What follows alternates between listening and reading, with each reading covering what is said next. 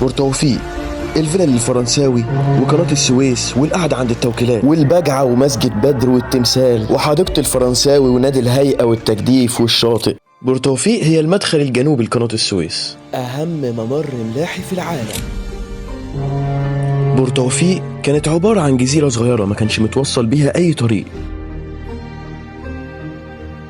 مع بداية حفر قناة السويس سنة 1859 وفي عهد سعيد باشا بدأت التوسعات العمرانية وبناء فيلا بورتوفيق اللي اتبنت على الطراز الأوروبي الفرنسي، وتم بناء مسجد بدر بعد حرب 1967. بورتوفيق مش بس بيميزها تاريخها، لكن هدوءها كمان بيخليها وجهة مناسبة لأي حاجة عايز تعملها، سواء تغيير جو أو شغل. ممكن تصطاد وتعدي من عند استراحة السادات وكمان تخش المتحف. بورتوفيق